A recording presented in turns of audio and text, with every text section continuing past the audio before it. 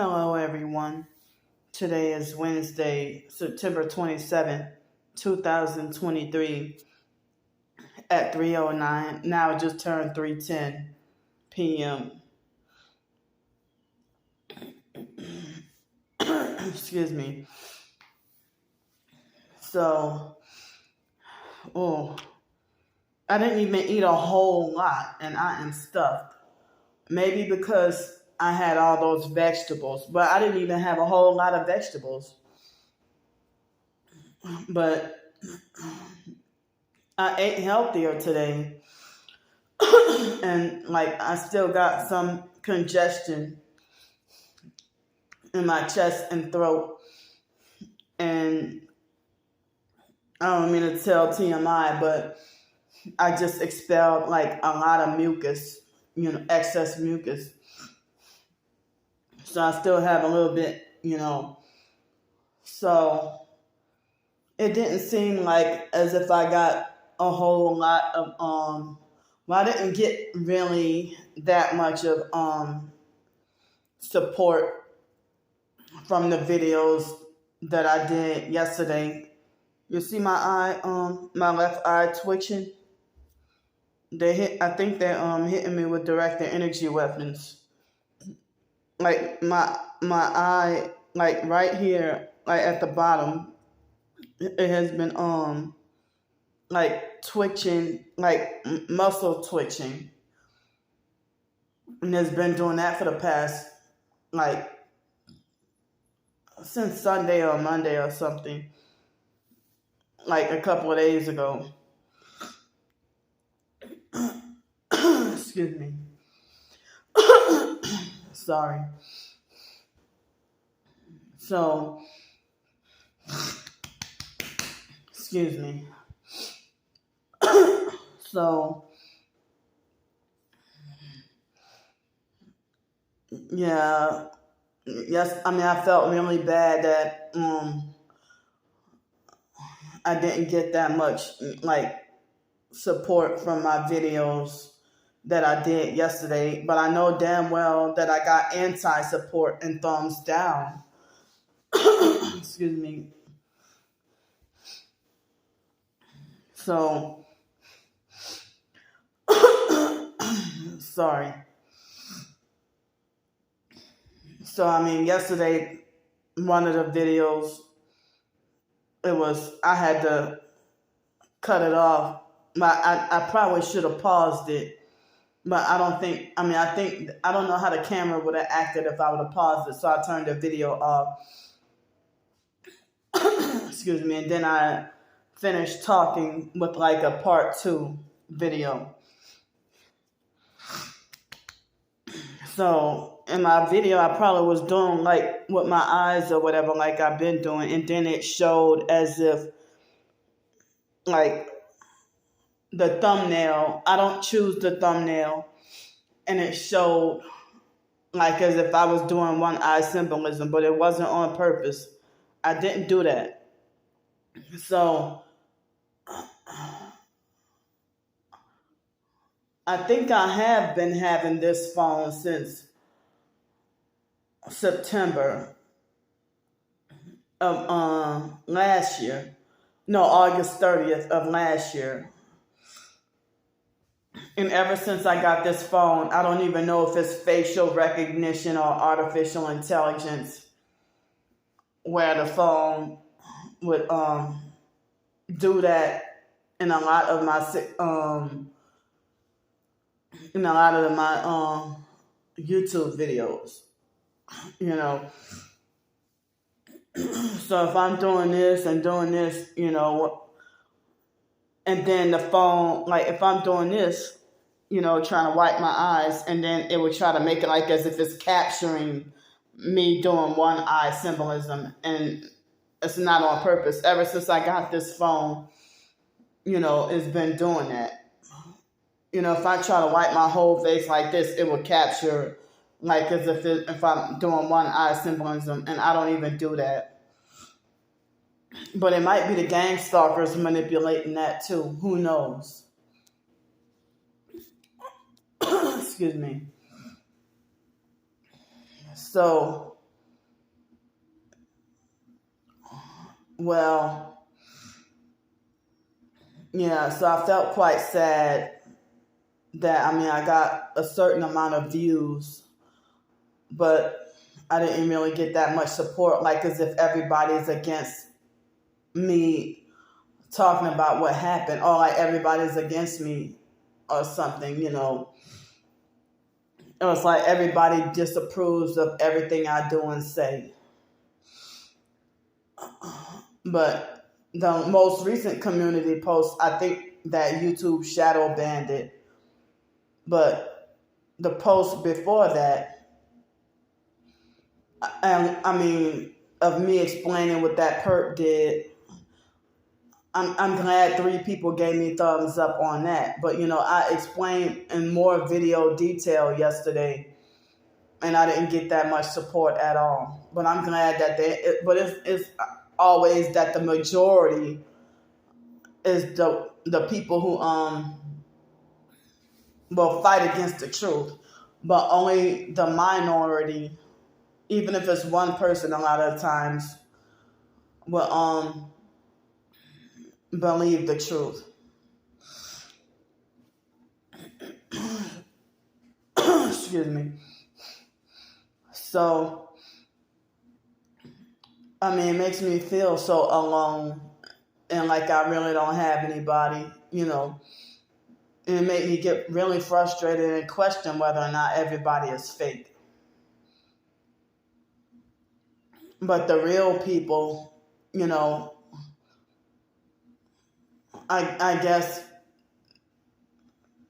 they have, like, I guess, a busy life doing other things, But the obsessed haters, they have time to sit down and watch every minute, every second, and watch it on repeat, show friends, mock, make fun, laugh, excuse me, and everything else.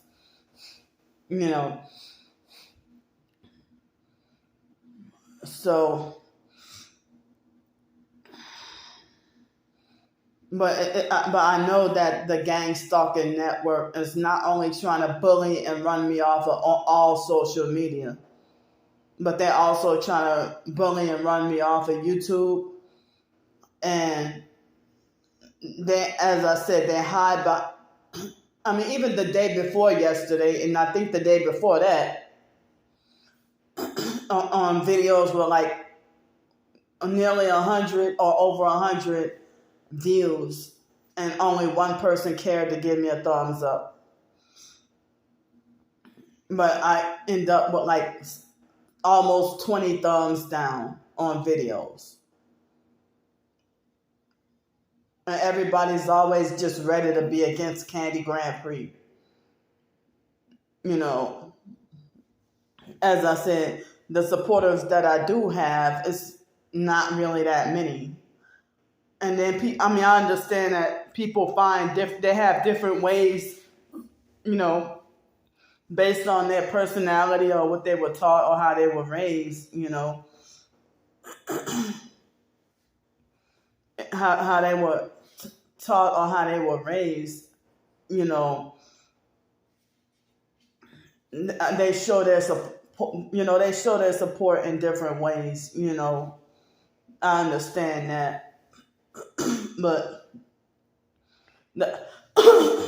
excuse me, the past few days on YouTube really made me feel like just about everybody's against me. Well, I guess ever since Saturday. But I'm glad I had like a couple of supportive comments,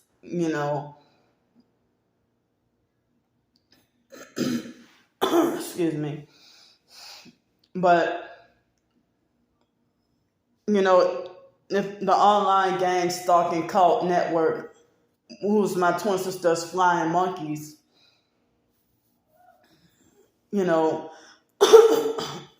excuse me,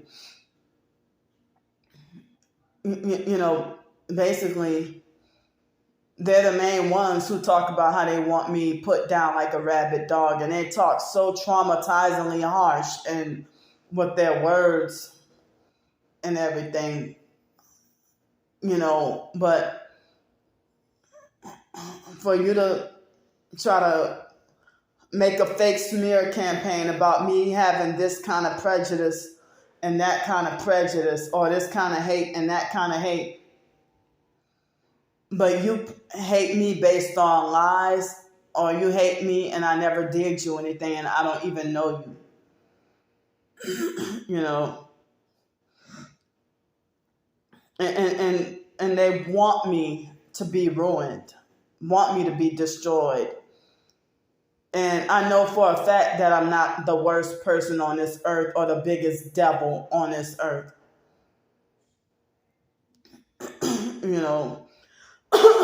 Excuse me.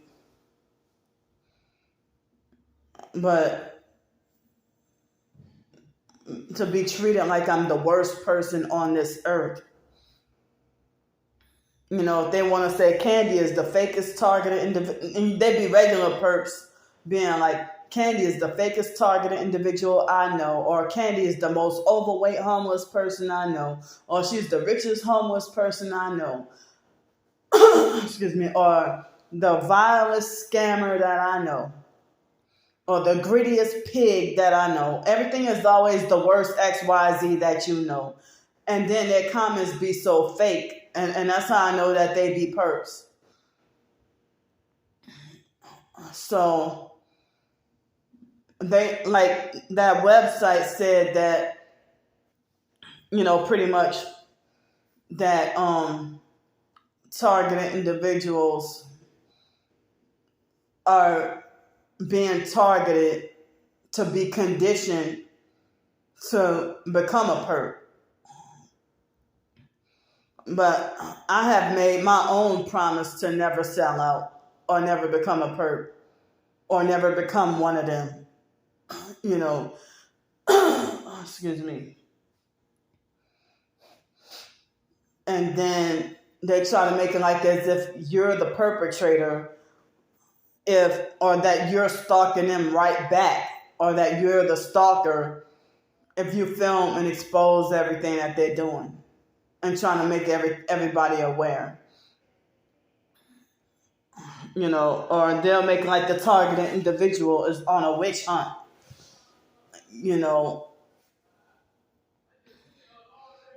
to expose gang stalkers. But we rightfully so. Because gang stalkers, they be taking pictures and videos of me. Like, how did the fake Darnell Williams perp get access to the picture of me being in a pink dress and walking down the street?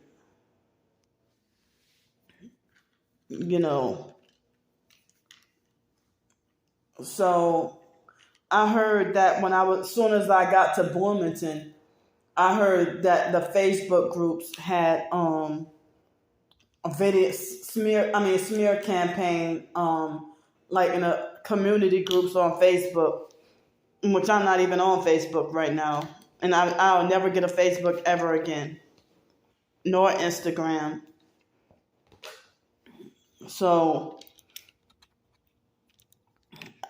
at first I was saying I would never get a TikTok. Or I said I would never get back on social media. And I was just doing YouTube for a long time. I was doing only YouTube. But it seems like as if my Twitter seems like it's kind of dead.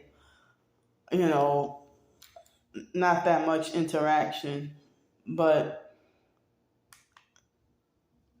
I know people say that TikTok has its own way of destroying your mind.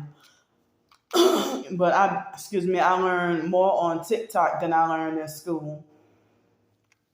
In my other past Illuminati research, I be learning so much on TikTok, But like, people with narcissistic personalities, they make this fake assumption that all you do is be on social media all day, every day. Really? How do you know that? You're not here watching everything I do all day, every day. And, you're trying to shame me for my own decisions. I mean, off and on throughout the day, I might check my TikTok or YouTube um, and it seems like I don't even check my Twitter as often throughout the day as the TikTok and YouTube. But I guess when me checking TikTok and YouTube, I guess it's like 50-50 or what and what. I mean, I think I'd be on YouTube a little bit more, but I don't even like say I might get up and then and go in the kitchen and go prepare food and cook. But I'm glad that it doesn't take that long. But I don't know why when I was in Bloomington, see my eye is trying to twitch again. When I was in Bloomington, I don't know why a few times it took me 2 hours to cook certain food on the stove. I mean, I didn't. There was no stove. I meant to say the one little burner that I had. The burner that I had.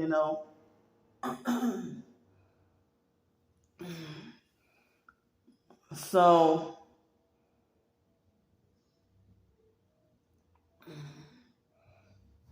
I mean, excuse me.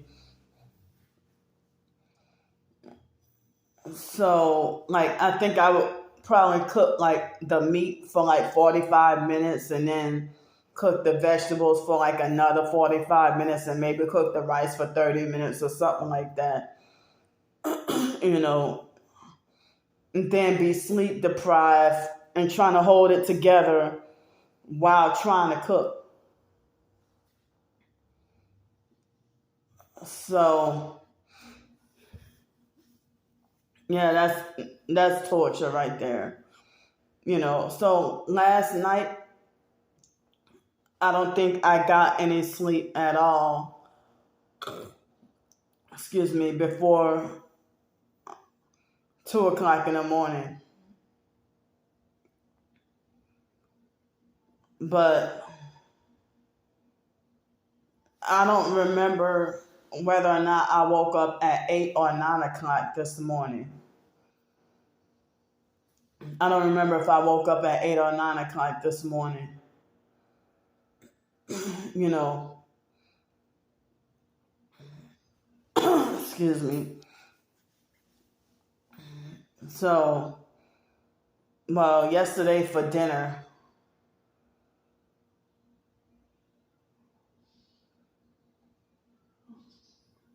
oh yeah, I had the egg rice for dinner. I showed y'all what I had. But I'm surprised that held me over for the night and that was good. You know, a serving and a half of rice and 3 eggs, like all scrambled together with some of that yum yum sauce on it. It was real good too. Excuse me. I think I had like a spoonful and a half of butter, to coat the pan, and it turned out real good. So,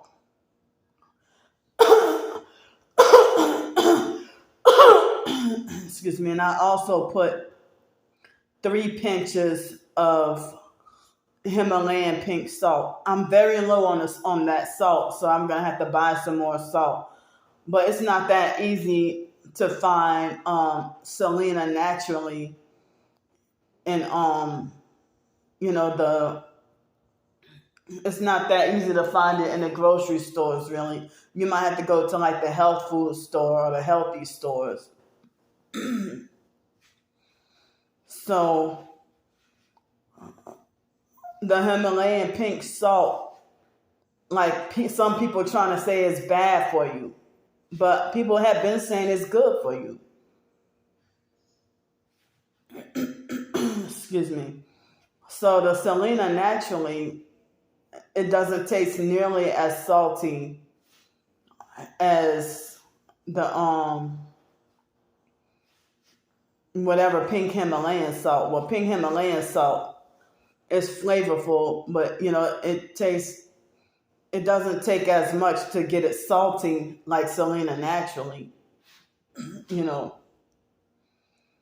So they say that Selena naturally, excuse me, Celtic sea salt is better for you or healthier.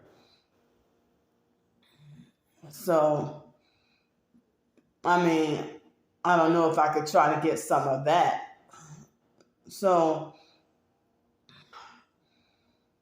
well, sorry.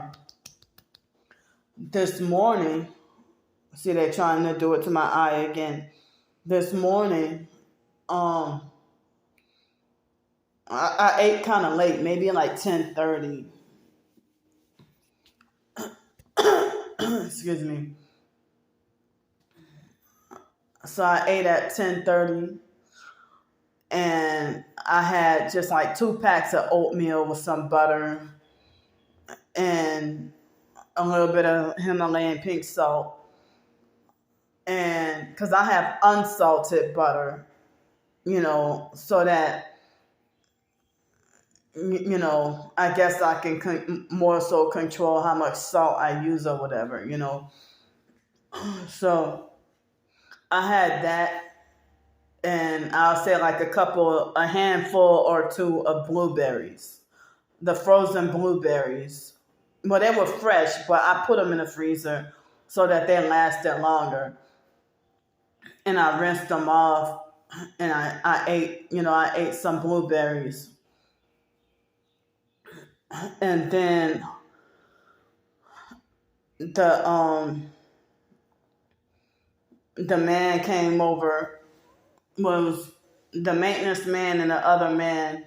They came over so the man could install a thermostat for the air conditioner. So I don't have to use that remote now.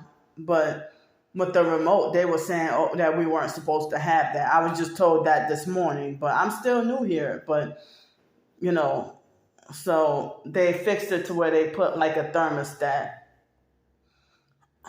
And I'm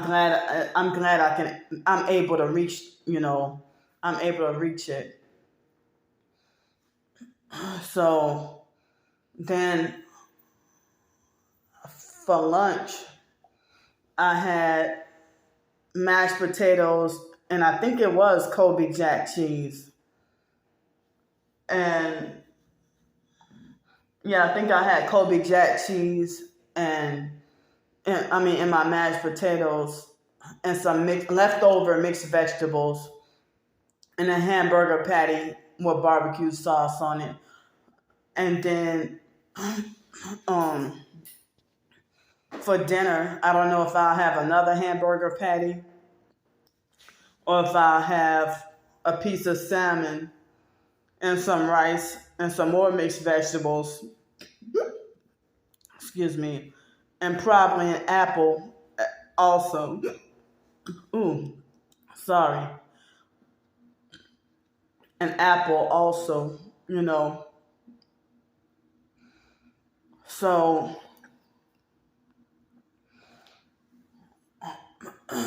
like, yesterday I was scrolling for a long time.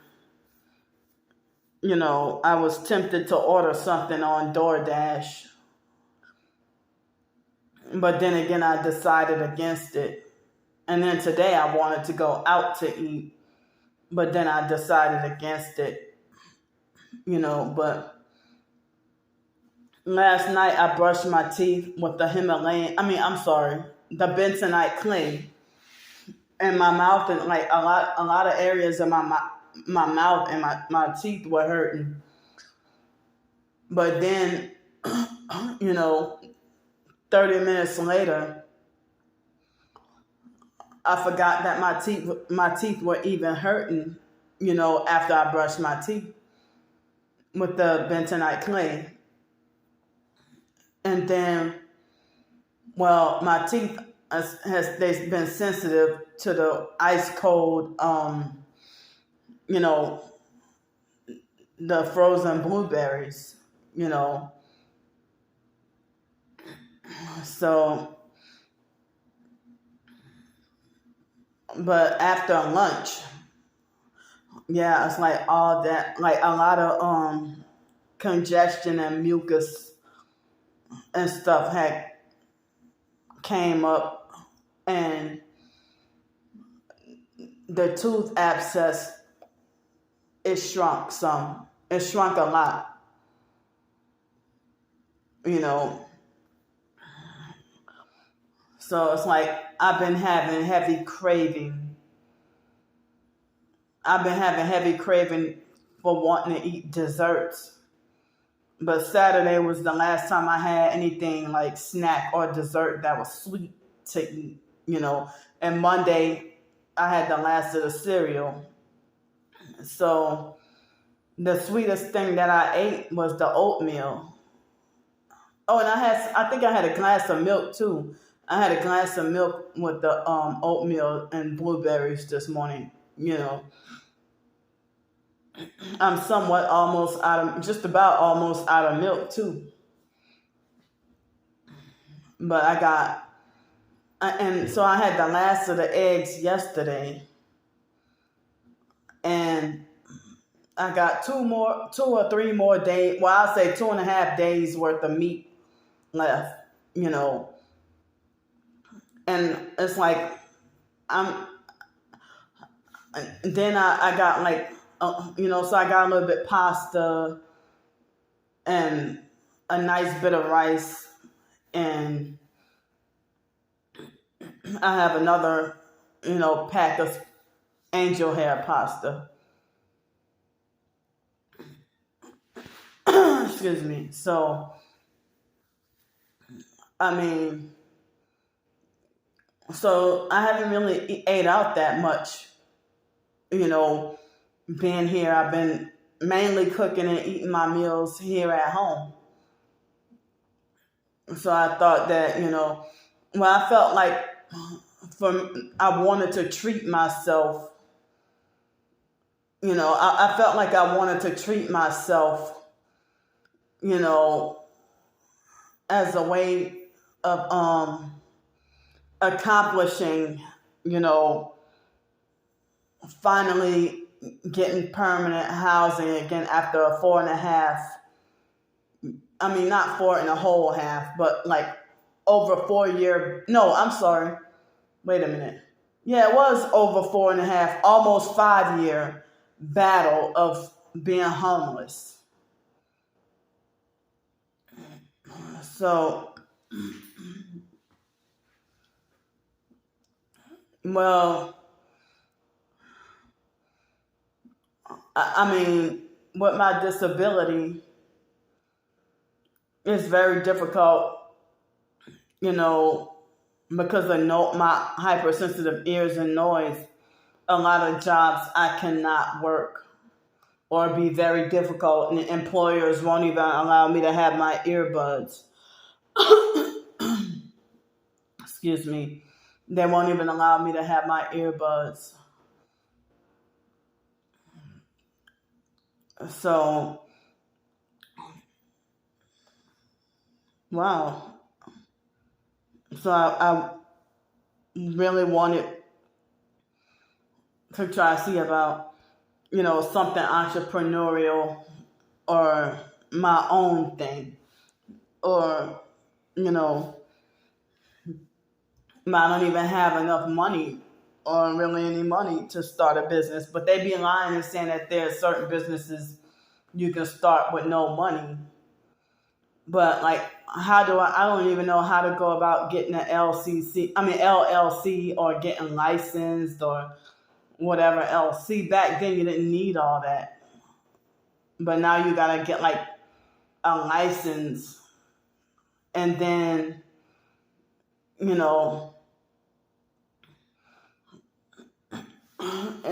but I don't even know if Florida has cottage food laws, you know.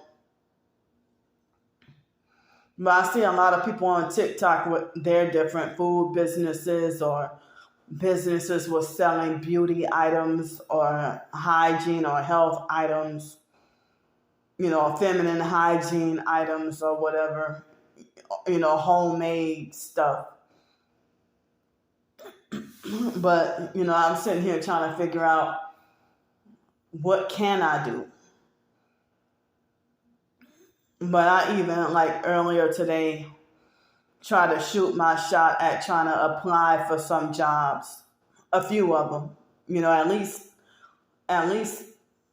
8 of them, at least 8 jobs I try to apply for. But one of them, I can't do it because they try to say something about that you will have to go to a 1-day training in Jacksonville. I'm like, well, I can't do that.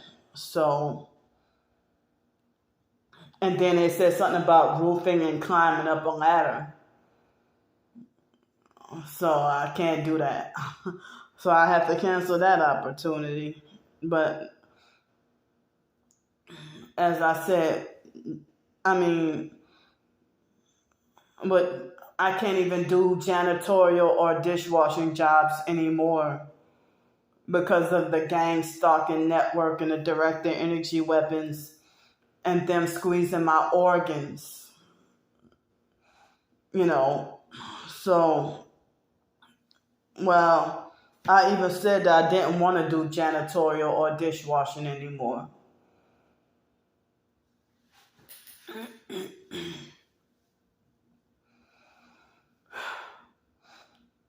So, I don't even know what I could do.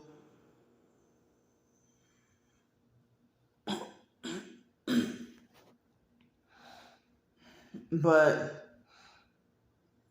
so I don't know. I don't even know if I got a maximum of 7 hours of sleep last night. Maximum of 7. So,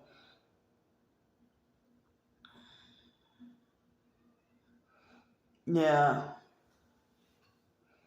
So I heard that Olive Garden. I seldom eat at Olive Garden, but I think I've been a couple of times, you know,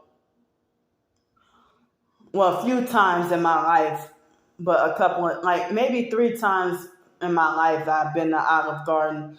So places like the Olive Garden or Red Lobster, I mean, I don't even really get to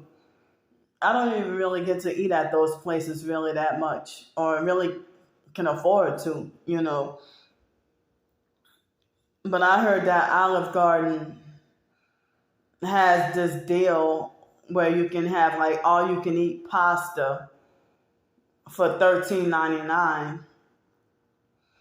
And like, well, if you wanted to add some meat with it, it would be uh $4.99 if you wanted to add meat with it. But I haven't had all you can eat in a long time. Like the Golden Corral in Bloomington. I'm sorry, it was not in Bloomington. It was in Victoria, Texas. I ate there once. It was everything, just about everything was nasty. But the good thing is, I think they had breakfast during the week. It wasn't even over the weekend. But I don't understand like why Golden Corral, like a lot of the times their bathrooms in the restaurants are usually pretty dirty. Even the one here, you know. But the Golden Corral here, it tastes a little bit better than the Golden Corral in Victoria, Texas.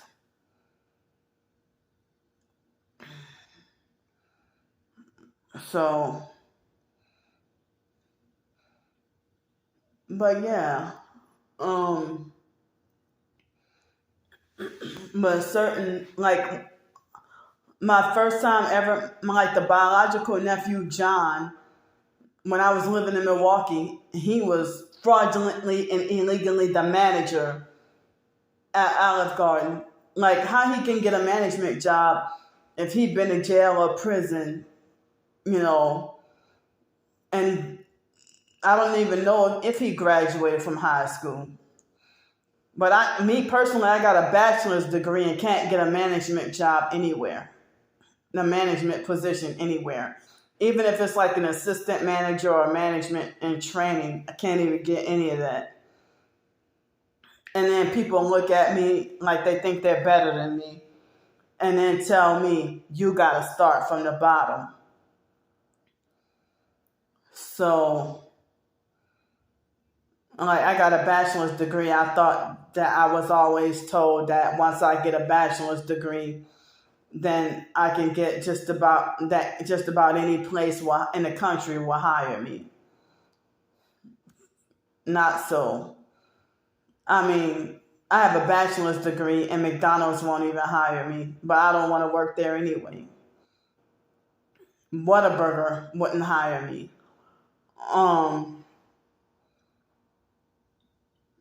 Wendy's wouldn't even hire me. Jersey Mike's wouldn't hire me. So, and then those are places I couldn't work due to the noise levels. And then the guaranteed workplace mobbing, I wouldn't last long. You know.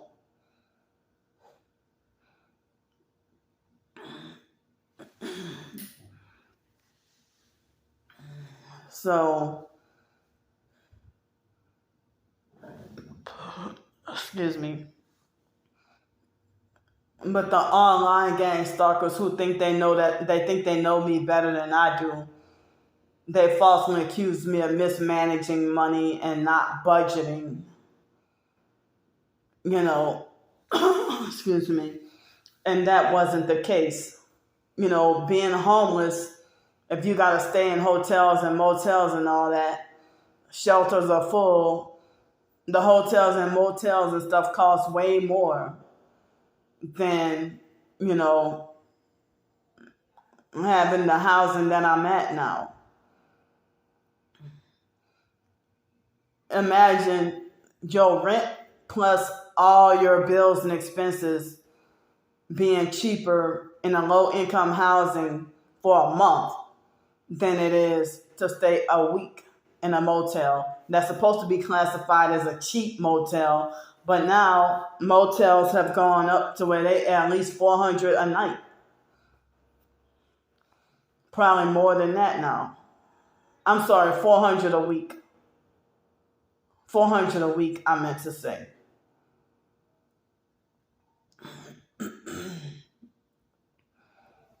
So,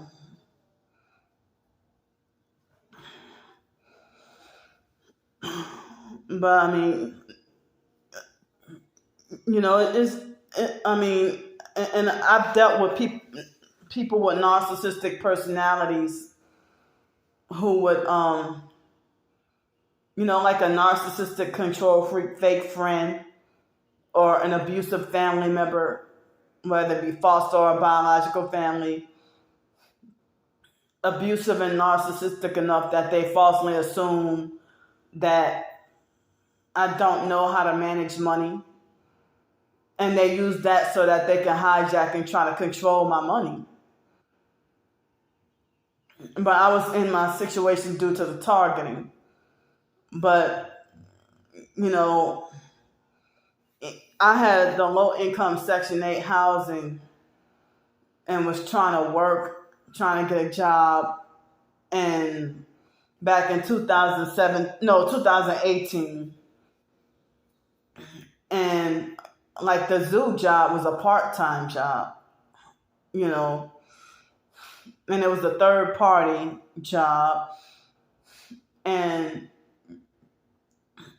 well, the zoo job was like a third-party job, and I still kind of felt like I was financially struggling. But I had to eat out every day, like breakfast, lunch, and dinner, because of me having a job and being on the run. If I had to be at the zoo, uh, I think the zoo opened at 10 o'clock in the morning, and then be there up until like um, 4 or 5 o'clock in the evening. And then for breakfast, I would have to go and go to Rouse's, or Robert's. That was where I went in my hometown, New Orleans, and Robert's was pretty expensive. So I had to like go and buy a pre-made meal for breakfast, being on the run, you know. And then sometimes I would buy breakfast and lunch and bring my lunch, you know, and then I could put it in the cooler or whatever at work. But sometimes I would eat at the zoo, and at the zoo, basically, I think we had like a 50% discount on the food or whatever, you know. And then for dinner, by the time I take the doggone streetcar and the bus, or I would have to walk through Audubon Park. Wait, I think that's how I had to do it. Yeah, I had to walk through Audubon Park and then take the streetcar if the other buses wouldn't come on time, or if they wouldn't come, or if they were acting weird or whatever. Or I think I had to ride the bus and then transfer take at least two buses, or take the streetcar and the bus. I don't remember exactly how it was, but 2 or 3 buses I had to take to get to work, and walking like 20 or 30 minutes walking through the park in order to get to the job site, you know, or from the job site, and then go home. And then I would feel like I didn't have much time excuse me, to prepare dinner. So I guess I would go back to Robert's and then get me something for dinner. But it wasn't every day, but it was, you know, some days. But they had moments where I might cook on my off day, you know, and then cook for like a few days worth of food, and then I could just come home and warm the food up. Or for breakfast, if I could just eat a bowl of cereal and then go to work, you know, like that. But I did a lot of walking for exercise, and I was losing weight and didn't realize it, but then still thought I was so fat. And even after I lost the weight, I was still struggling with acid reflux and the sleep deprivation and all that, you know. So, but I really don't want an employment job. I really don't. I wish that I knew of a guaranteed way of an entrepreneurial opportunity, or work at home, work from home, or something where I can work whenever I want, start and stop just whenever I want, and take my own breaks and be my own boss.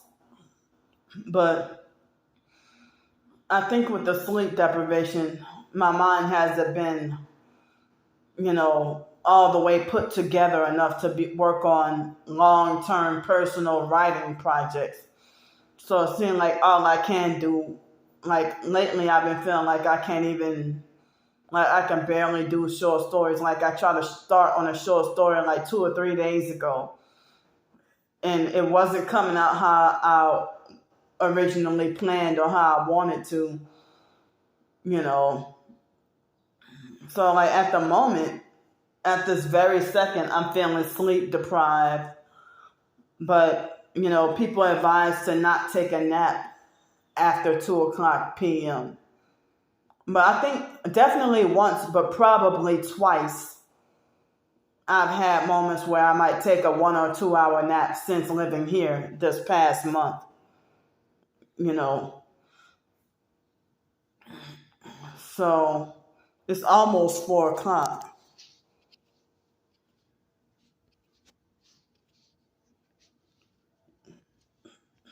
So,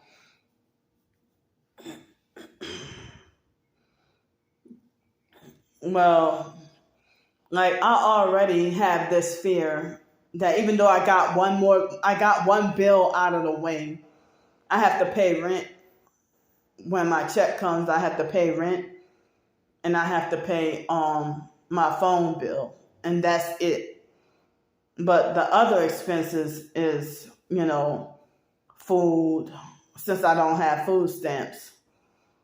And, I kind of feel scared about going to the food banks or food pantries. I've been to them before, but dealing with food banks and food pantries while being targeted, you know. So,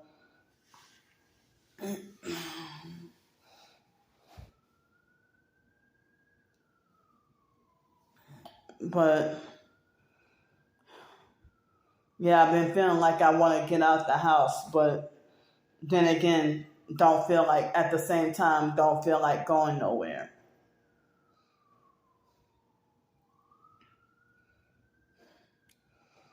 So, certain places I'm scared to go back to because I'm afraid of trying to go there and then realize that I'm wrongfully banned or that they don't want me there due to the gang stalking or whatever. I mean, I would hate to try to go somewhere and then end up with a surprise.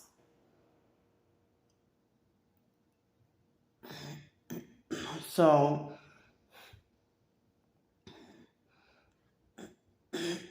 but it's like the online gang stalkers can hate me for no reason and have such strong hatred to the point where they want me to die.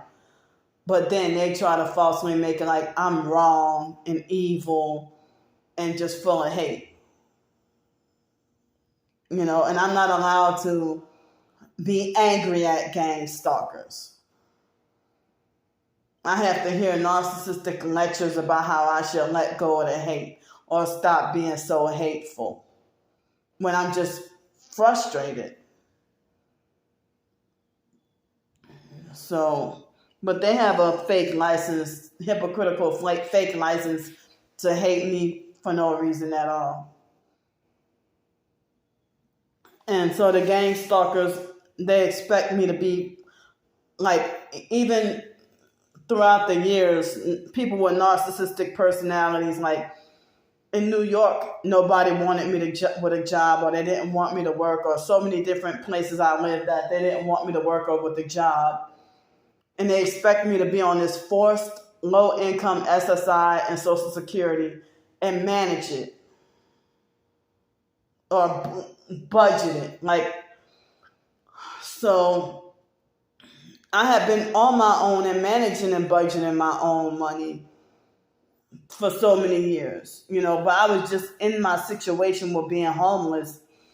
And when that thing started in 2020 that I can't mention on here,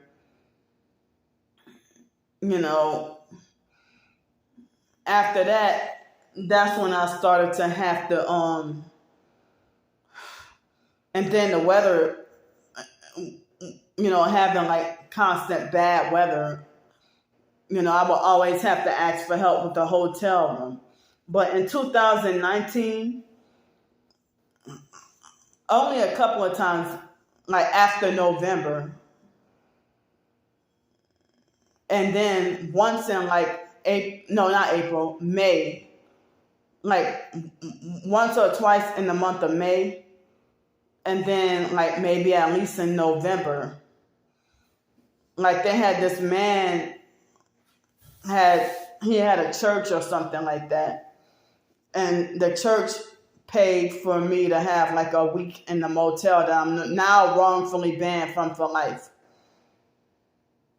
So, and I think with one of my last paychecks from ABM,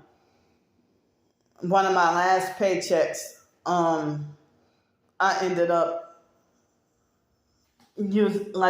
spending a couple of nights in a motel as well. So I like only like 2 or 3 times maybe I stayed in a motel in 2019 after being in Pensacola. So I spent most of the time, by that abandoned bank. I slept there just about every night and had enough overhead protection that I didn't even really have to ask for help with hotel room. But it wasn't until like after the 25th of the month I would end up going broke and then, having to panhandle for bus fare, food,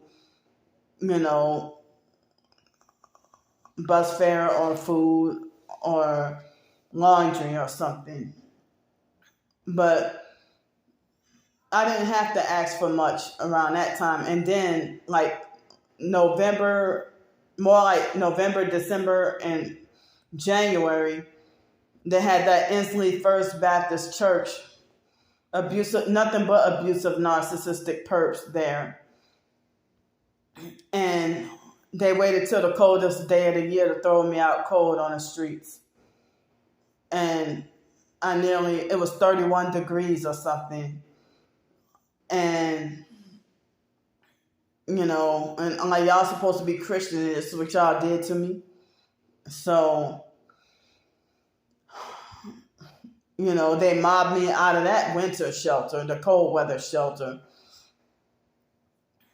So since I couldn't go there no more, and then after 2020, they had like hurricanes and then cold weather later on. And like I stayed consistently, had enough help to stay at the Hospitality Inn where I'm wrongfully banned. But it doesn't matter anymore because I got this place right here. So, but it ended up costing more for me to stay in a hotel and motel because of, they wrongfully, kind of like how they do a workplace mobbing, but they're mobbing you out of homeless shelters. So even the place called Women with Clear Vision, they mobbed me out of there too. Or whatever homeless shelter that was. I don't remember the name. If it was Women with Clear Vision or something else. And then like the other shelters, like they were always full. And I was not going back to Heavenly Blessings because they operate like a cult. So and then they want to take all your money and act like a cult, and they're very controlling and hold you hostage and won't let you go whenever you like. Even during the daytime, they won't let you go anywhere, and it's always some trouble or whatever. So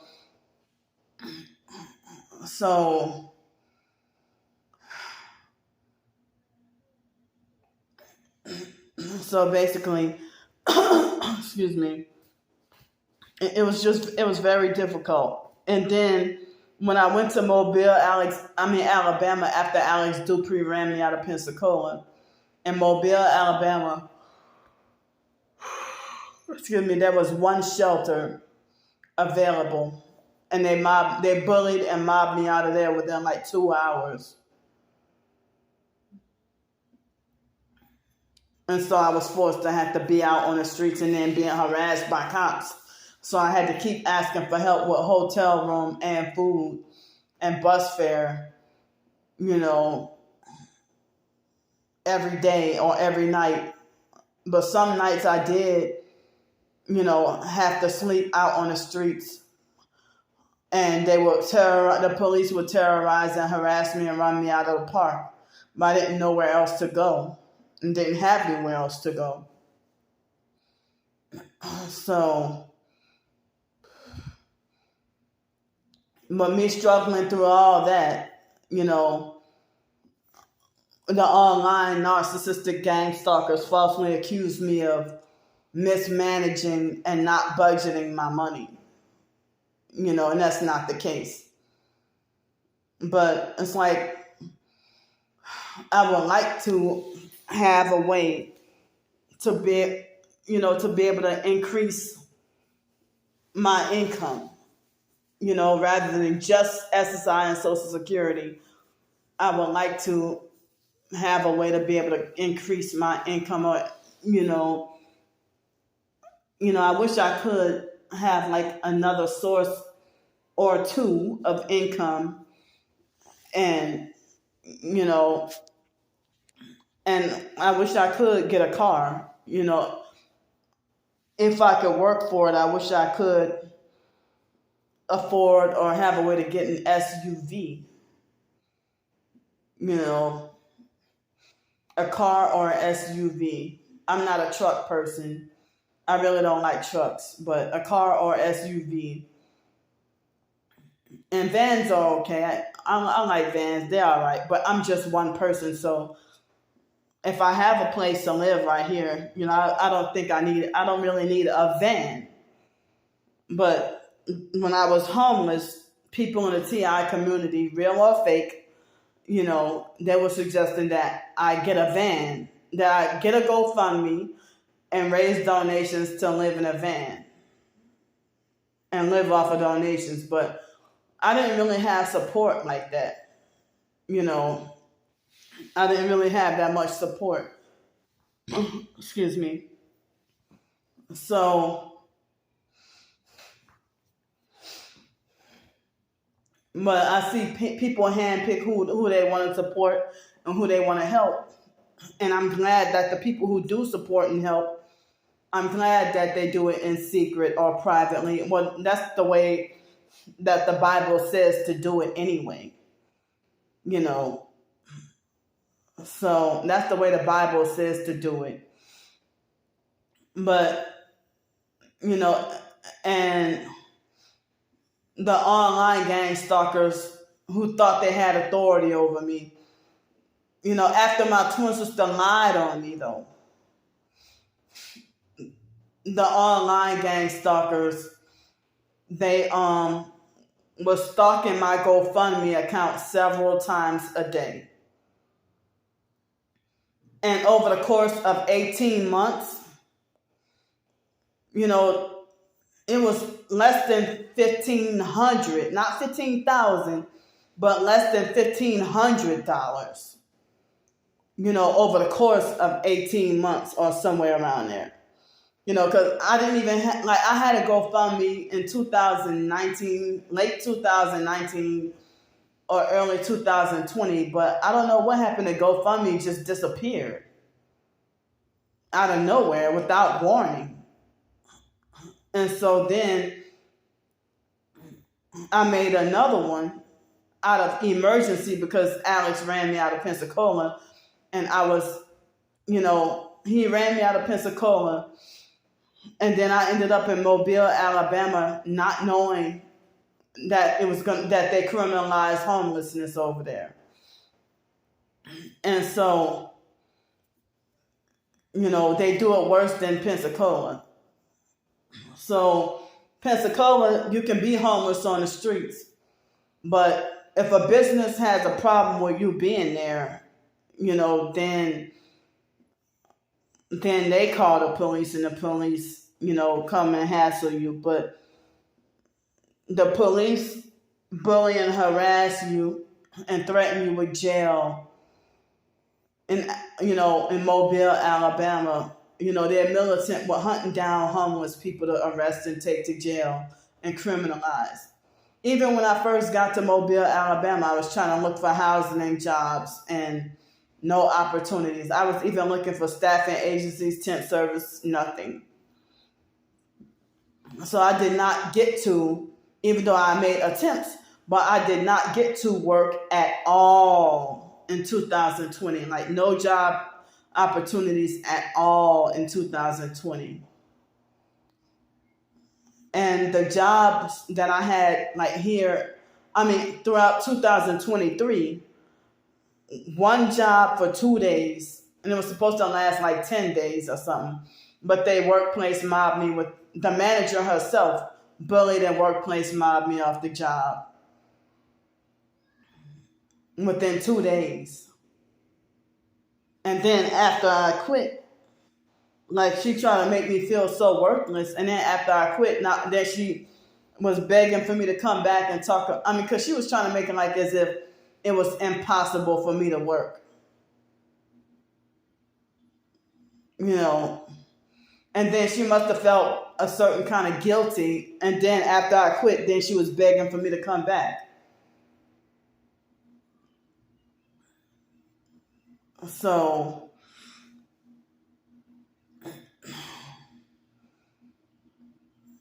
but I didn't even realize, like after Hurricane Katrina, the work study job that I had,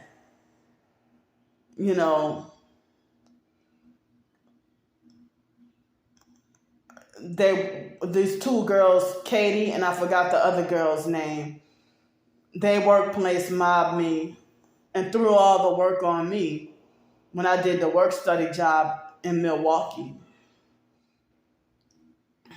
So, but the best job I think I ever had was,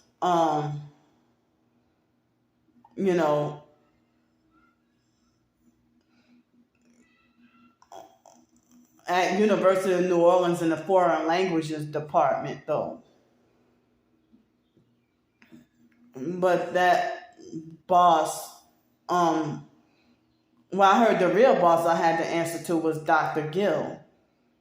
But that Ernest Mackey guy, I think he was narcissistic. I think he was, come to think of it, I think he was a narcissistic abuser. But I'm not sure whether or not to say he was a perp. But he waited till like almost time for me to get off from work to have me cleaning coffee pots and stuff.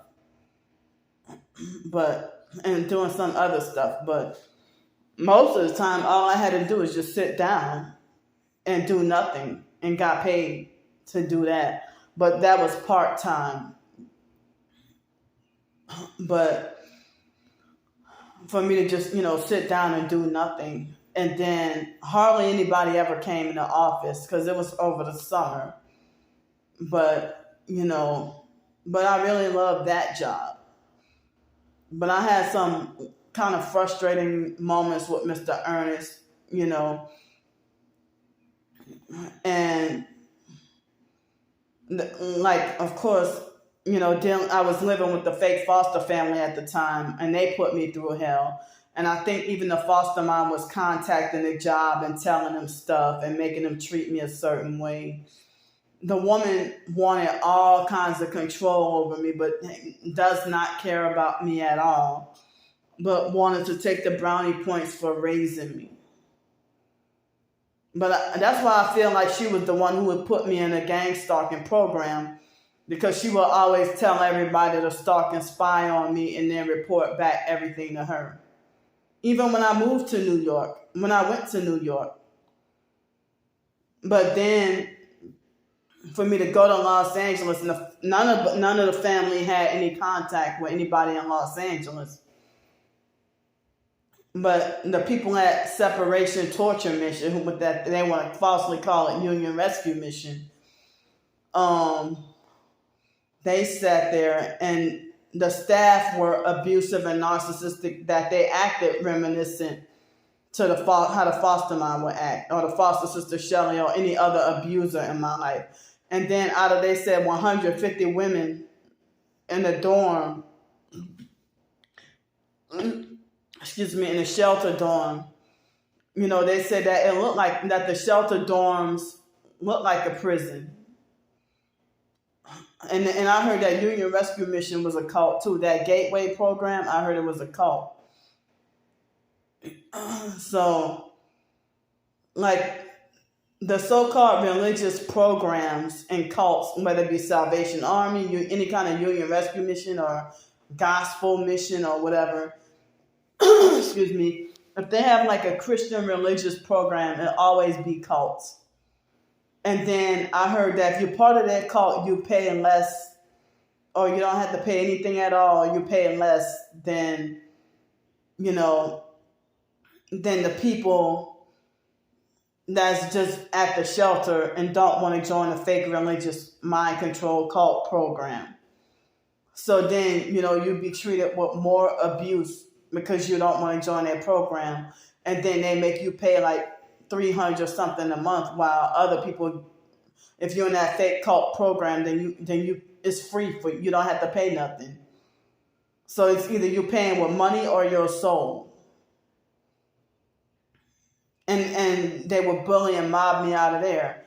But, New Orleans Mission cult, they try to say salvation is free, but peace of mind, costs a lot of money. So I don't remember exactly what it was, but I didn't even realize, they approached me, and it was a whole bunch of men in a small white van. And it didn't even cross my mind about, if these people could have been traffickers. I'm just sitting here in a survival mode.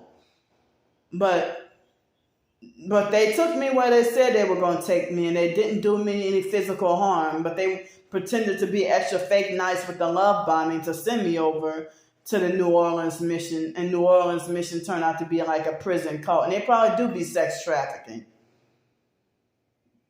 Oh yeah, they do, because they be molesting people. Yeah.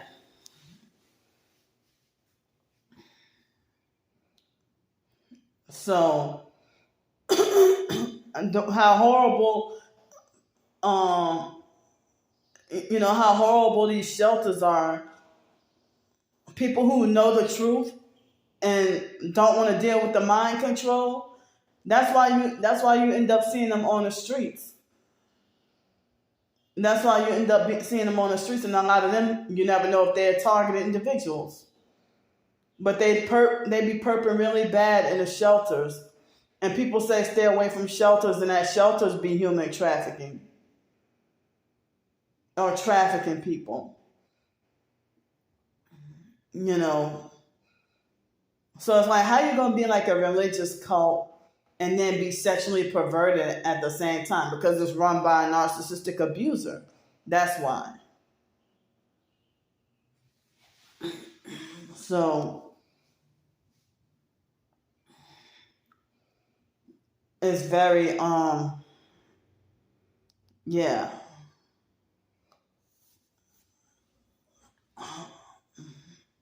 With New Orleans Mission, if you don't want to join their cult, then the cult program, then, they treat you with extra abuse because you don't want to join. Or if you don't want to follow their fake cult rules, they're very abusive. And then if you're disabled, they're even more so abusive. And they invade your privacy and extremely disrespectful. How they used to do in 2018 and 2000. No, I think it was 2018 when I was there. And they even wrongfully banned me from there too. At least twice they banned me from there. But if you just go there to eat and you don't even want to sleep overnight, even if you're just going to eat, you got to temporarily give away all your possessions. And then they pretend that they're frisking you. But what they're doing is sexually molesting and sexually assaulting you. And then they force you to sit down at this fake church service where they're brainwashing you, and putting you under like neurolinguistic programming. And then but I'm surprised. To be honest, the food was really, really damn good though. It was really good. Way better than the Salvation Army, where they had you pay like $300 a month or $10 a night or something.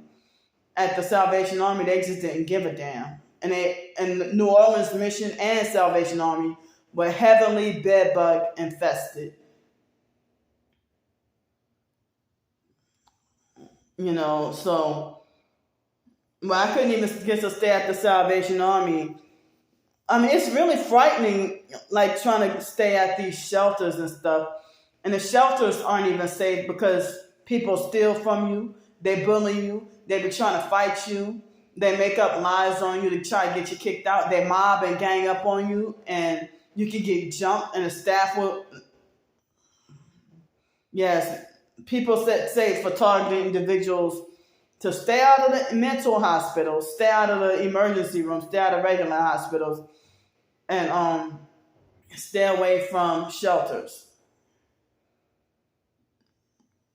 So, and then even they be trying to set you up in the shelters and all that. Even the staff, try to set you up. And a lot of people be getting food poisoning in shelters, and then when you question, the poor quality food, you get condemned and attacked and falsely accused of being ungrateful. But then they be the shelter staff. They take all your money and be trying to keep all your money and everything, and they won't let you have your cell phone. They won't. Excuse me. They won't accommodate people with disabilities. It's like a hell nightmare. And I feel really bad. Like downtown New Orleans near the Greyhound station, right by the I-10 or the whatever bridge that is, and people living underneath the bridge, and there's so many rats and roaches and other pests, and a lot of those homeless people living in tents. And then they had wherever homeless people were living in tents in Pensacola, I don't know where they were, but excuse me, they say that when you're targeted, don't hang around a group because they be like a bunch of perps trying to set you up. So the Satoshi Forest, excuse me, that homeless camp, Satoshi Forest, I couldn't stay there because, the Michael guy said that place wasn't a good fit for me anyway. But I never really stayed at an outdoor homeless camp or ever. I never even lived, being homeless all that time. I never even slept in a tent. I never lived in a tent, But I heard stories about if you're homeless and then your tent get confiscated, and the police take all your belongings and then throw you in jail, and then you end up being, murdered, or you've been taken away to some, FEMA camp or something, and then murdered and then be fed to people in a form of McDonald's human meat. And I'm not talking crazy. This is what I've been hearing for the past several years. So it's really frightening. But I'm glad I escaped. And they be trying to traffic and sacrifice people. So McDonald's is the biggest one, but I mean, there was a point in time people were saying that Wendy's had the real meat, but now they're saying Wendy's has the human meat or the bad meat too. And so I don't even think I would trust Dairy Queen anymore either. I mistakenly thought Dairy Queen was safe. Nope. So I need to forgive myself for eating those hunger busters that weren't even good anyway.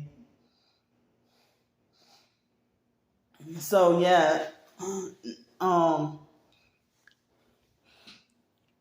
but when I was living in Los Angeles, 2012 through 16, like the first couple of months, I would have to ask for help, like on the streets, like maybe ask for like enough money for a couple of dollars for McDonald's to eat.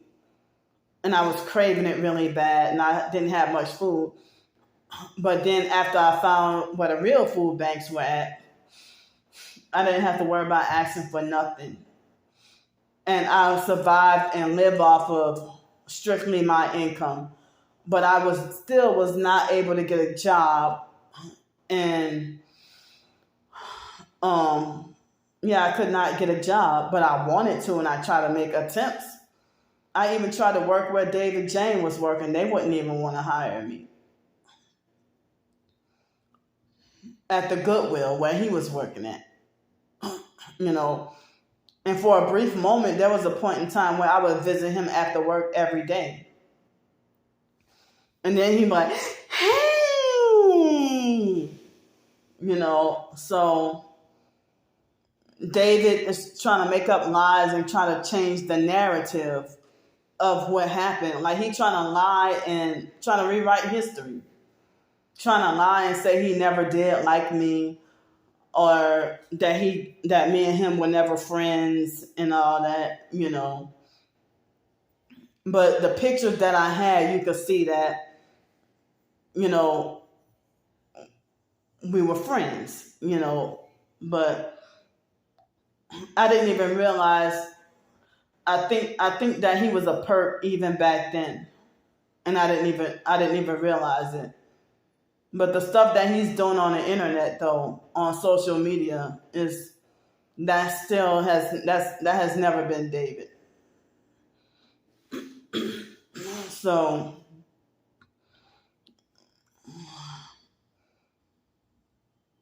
but I'm gonna say it again. People used to call David greedy. David used to lick plates in public. Probably still does. And they used to call David fat. But I didn't even realize how big and huge I was, even living in Los Angeles. But I wasn't, like the whole time I was living in Los Angeles, I was always in between 240 pounds and 279. I don't think I ever got higher than 279, maybe 280 or something. No, you know what? I think I got up to 290 pounds or something. And I thought I called myself trying to practice the raw vegan diet before. But then all that did was make me more hungry because of not having the proper protein or whatever that I needed, So,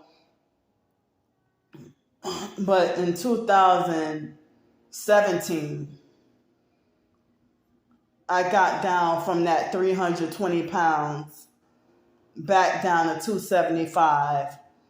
And then before I became homeless, and even in 2018, I got down to 192 pounds, and that was the slimmest and the skinniest I had ever really been as an adult. And that was still fat, according to some people. But if I would not have ended up homeless, though, I probably could have, and I was doing a lot. I was eating healthier and portioning my own food, eating healthier, and then, eating more fruits and vegetables, but not vegan or vegetarian. But, I ate my meat and everything, but me trying to have stuff more organic and natural. And I think I did, I did a whole bunch of walking, and I ended up,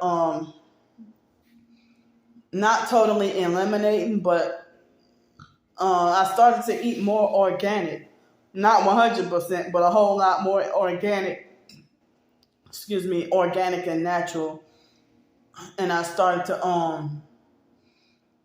I had like less junk food or less sugar, and I wasn't really eating as much fast food. And but then when I became homeless, it was odd that I ended up gaining so much more weight back. And the last time I weighed myself, I think I was still in Bloomington. I think I weighed like 259 pounds. So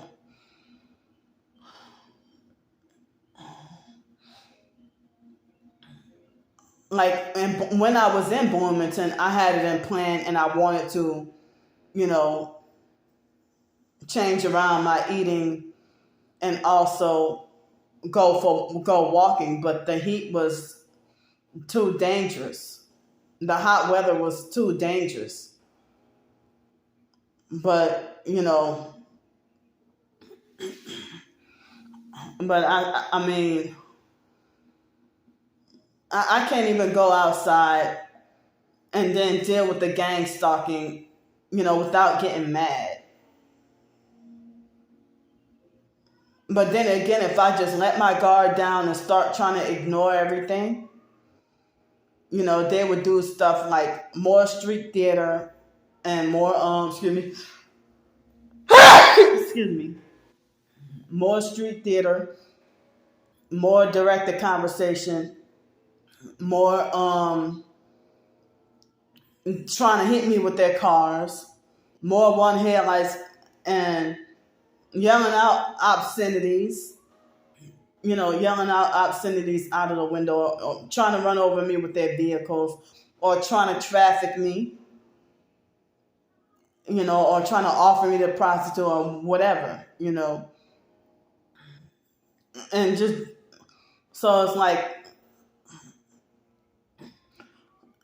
I wish I could, just go and just walk around for exercise and just be myself and just not worried about anything. But I mean, they be trying to put my life at risk. And then, or they be filming the shit out of me.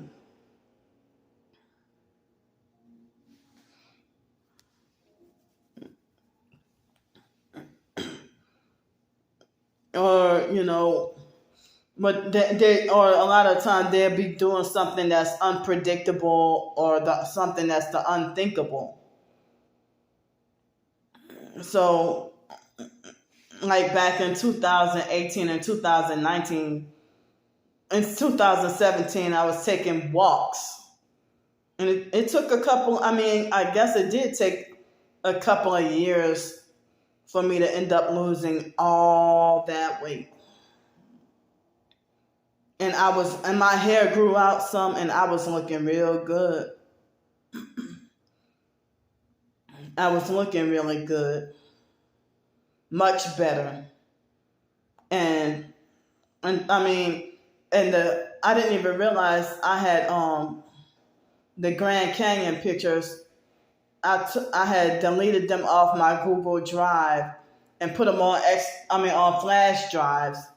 And then even those got stolen, like everything got stolen. So I have like no pictures at all of the Grand Canyon when I worked there, but I was much slimmer and I was looking real good.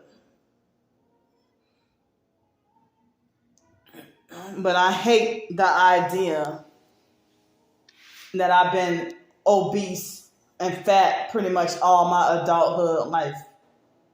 All my life. All my adulthood life, I meant to say. But I was 17 years old and the height that I am now, and 145 pounds, and being called fat and greedy. But my sophomore year in high school, I was 15, and I was real slim. really, I don't know if I was 130 pounds, 135, but I was really skinny, even when I was 15, and still being called fat and greedy. And they try to glorify my twin sister as being one that always had been skinnier than me. But then by the time of 2010, I was depressed and not eating. And and so then when I went to visit her, in 2009, I lost a lot of weight, and I was doing a lot of walking, but I don't remember if I got under 200 pounds or not. I think I probably was around 210. Probably was smaller than that. But wow, it would be a miracle if I got under 175 pounds. Because I was 17, or right when I turned 18, I was about 170 pounds when I started college. And then being on those psychiatric medications, before December, I ended up to be at least 200 pounds. And then I was living in New Orleans Towers, and my weight would always be between 220 and 240. And then it wasn't until after Hurricane Katrina that I dealt with being as big as 279 pounds. And that would be as big as I would get, up to 279. And then, when I was in New York and on those psych meds, I was hardly eating. And the psych medications alone blew me up to be big enough to be 300 pounds. I think when I was in New York, the biggest I've gotten was 304 or 306 pounds. And then after I left New York, I must have lost some weight and been back again, between 240 and 279. But then for a long time when I was living in Los Angeles, I would be between 240 and 279. I think after the biological mom, Frances, after she passed away, I was being between 240 and 250, but after she passed away, I gained up to 279. And then got back to 250 or something. And then dealing with Lisa Ruby, the way she manipulated me with the food and played all kinds of psychological games and everything, I gained up to 320 pounds. My twin sister broke the record by 4 pounds. I don't know if she ever been bigger than 324. But how can she be bigger than me or be big? Even a couple of years ago, I was still big, but she was bigger than me. And she has her flying monkeys calling me fat and greedy.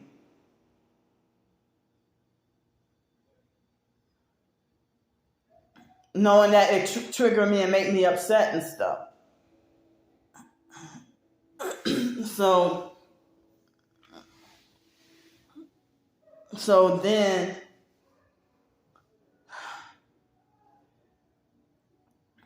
but it was as I said, when I was in Bloomington, my weight was 259. But then, me being up in here, I don't know how much I weigh at the moment, but my face looks kind of fat. But,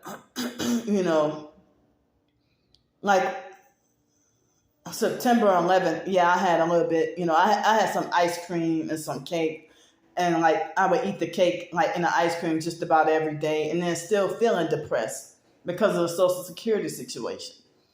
Excuse me, so now I would like to, for me to exercise and eat better will help me lose weight faster than if I just ate better. But also, like in 2020 and 2021, I would take detox baths, and I think I was able to keep my weight down some, or I lost some weight without even having to take walks and exercise. Excuse me, without taking walks or exercising, you know. But then dealing with the gang stalking, I just like want my peace and want a gang stalking free moment, you know. So that's one of the reasons why I don't be wanting to go outside, you know, because I just don't even feel like looking at them. But, and a lot of times I'll be dealing with fear as well, you know. But yeah, I started off like in 2017, I think it was. If I would start off walking 5 minutes a day, then go with 10 minutes a day. And then after a year or two, I was able to build up to, I would go walking. I don't know how many miles it was. I didn't even count. I would just walk 3 hours a day. I built up to 3 hours a day walking, you know. But because of the heat and the dangerous heat in Bloomington was the reason why I stayed inside all the time. And then dealing with the gang stalking as well. But the online gang stalkers would gossip and talk about me, all she does is sit around and lay up in her cabin all day. And there was really not much of anything to do in Bloomington. They got a few little things to do here in Pensacola. But living up in here, I can't believe I had moments where I feel like I'm bored living up in here. But when I was homeless, I didn't have to worry about being bored. And when I was living in Los Angeles, boredom was not even in my vocabulary, to the point where I forgot what it felt like to be bored. Or I forgot what boredom felt like. You know, to be honest, going to the fake Hell's Way Church or any of those fake churches, you know, you'd be bored sitting up in church. Where they be brainwashing and lying to you and manipulating you and stuff. So, but other than that, living in Los Angeles, I didn't have to worry about being bored at all, you know. But sometimes at night, if I'm home at night, sometimes I will feel bored. But then, you know, but yeah, living up in here, sometimes I get bored. But, you know, not having much or any money or whatever, you know, now I have a little bit, but, you know, but I've been feeling like I want to get out the house and, you know, go somewhere or go do something. I just don't know exactly. Well, yeah, I know what. But today it's been overcast. All day has been looking like it wants to rain. Excuse me, but it hasn't rained. It's been looking like it wants to rain, but it hasn't rained. But, I need to, I need to find a way to heal from the sleep deprivation and get to sleep better so I can think more clearly and think better for writing, you know. So,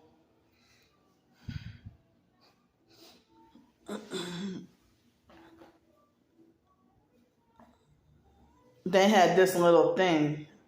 I don't know if y'all could see it. But this little thing, I accidentally dropped it and I lost it now. It got stuck in the back of my throat, and I nearly choked on it. But for the past few days, I've been back to seeing flies or gnats or whatever in this house. And then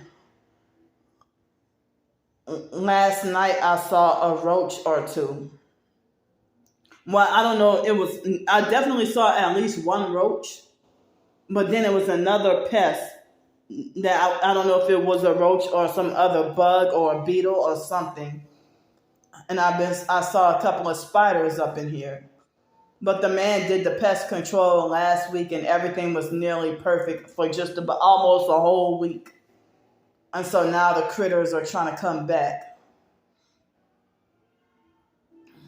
So, I got some peppermint oil, even some old peppermint oil, but I don't know if it's expired. But when I was in Bloomington, me trying to use the peppermint oil, well, it didn't seem to be helpful, you know. But it got rid of all those. I mean, when I started using Dawn dishwashing liquid, it got rid of all those gnats. Like when I first got there, I had like thousands of gnats. So then when I started using the Dawn dishwashing liquid, that's when I was able to get rid of all the gnats. But I've been using the dishwashing liquid here, but getting a couple of gnats or whatever here, you know. Like a day or two before they sprayed for the pest control was when I started to see a few gnats, you know. So,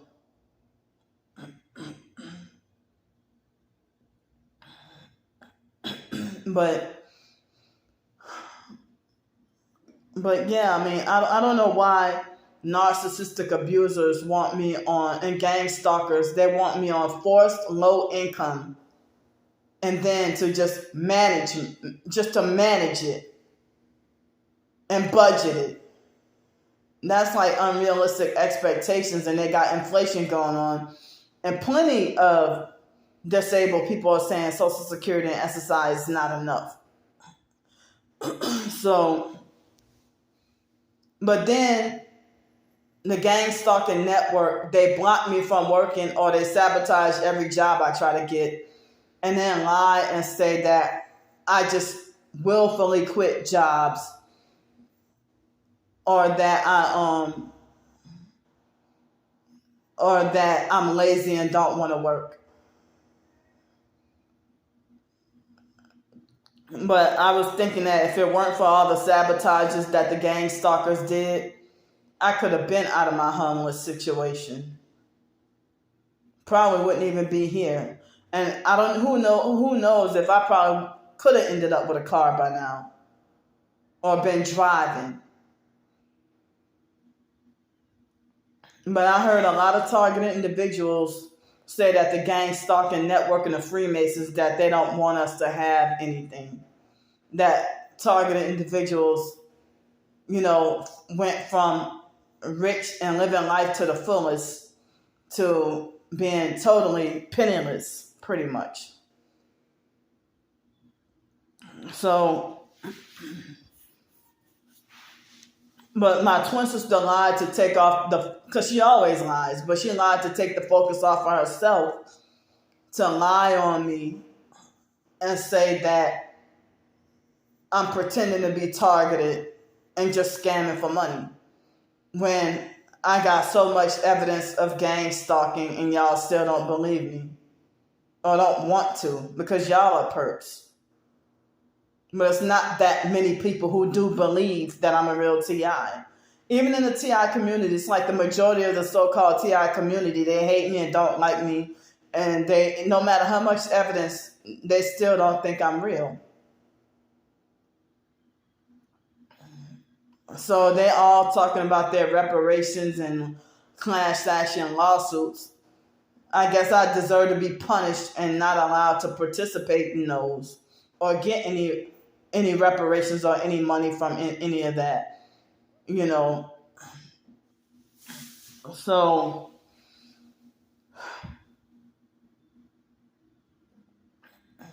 So, I mean, like when I was living in Los Angeles, I didn't have to worry about any lectures about mismanaging or wasting my money. And the mental health terminology that people be using, like talking about me trying to be falsely accusing me of being attention seeking and all that, getting away from family and people who know me, or I didn't even have to worry about mental health terminology and then except if somebody falsely accused me of trying to get attention or playing the victim, you know, that be narcissistic abusers, you know. So I didn't have to, except with that potential abusive boyfriend, that I cut the relationship before it can even start. Excuse me. And I Googled and researched all the abuse that he did towards me, you know, and I was traumatized psychologically, by something. He was 6 years younger than me. And guess what race he was? Mexican. And he was a narcissistic abuser, an abusive narcissistic perp. And his name was Ivan Martinez. And he had cerebral palsy or something like that. And he turned out to be a narcissistic abuser. I had to ditch him real fast. And I was traumatized. And some of the Mexican women, I asked, is it that normal? I mean, is that normal in their culture that they do that the men treat the women like this? They say it's very, that is very normal. I'm like, well, that made me scared. It made me real scared. And so when I, try to Google search symptoms of his abuse, that's when it popped up, that website called Psychopath Free. So he could have murdered me. He could have done me anything. And he was young. He was 6 years younger than me.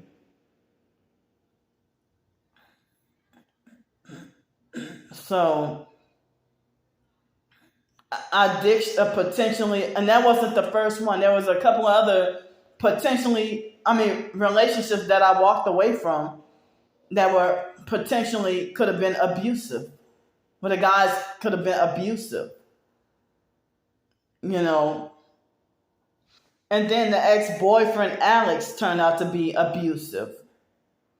It was the day after, it was the day that, after I found out he was cheating, and then he tried to punish me by, forcing me to bring him back his pendant and whatever other jewelry and stuff he wanted back.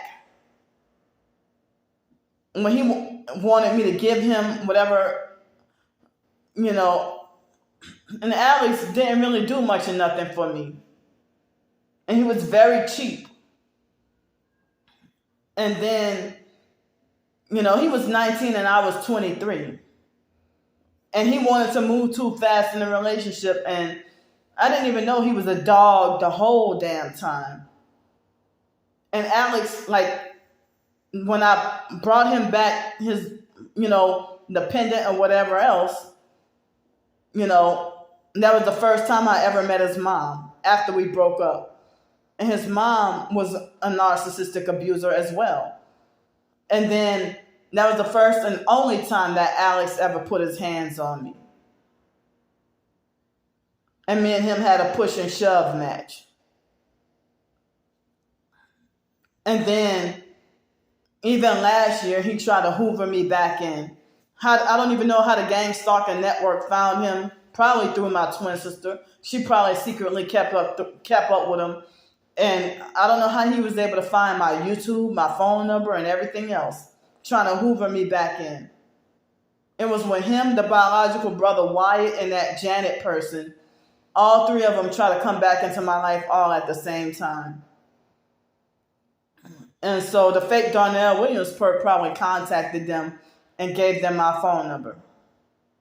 So then Alex, started to be very sexually disrespectful and objectifying me. And, he tried to butter me up, and when it didn't work, he got mad and falsely accused me of being fake and a coward and all that. And tried to narcissistically lecture me and try to tell me off about myself and trigger and provoke me. Alex was a damn perp, and he sold his soul. Oh, you rich, living a high life with a nice house in Tennessee and with a truck? Yeah, you sold your soul. That if we were in a relationship, you're so selfish and stingy that you would never even let me drive the truck. Yeah, I don't want to be with a man like that. He made me feel very uncomfortable. So, well, my storage space is running out on my phone. Probably not, but it's getting close to it. So thanks for listening to me. I'll see y'all.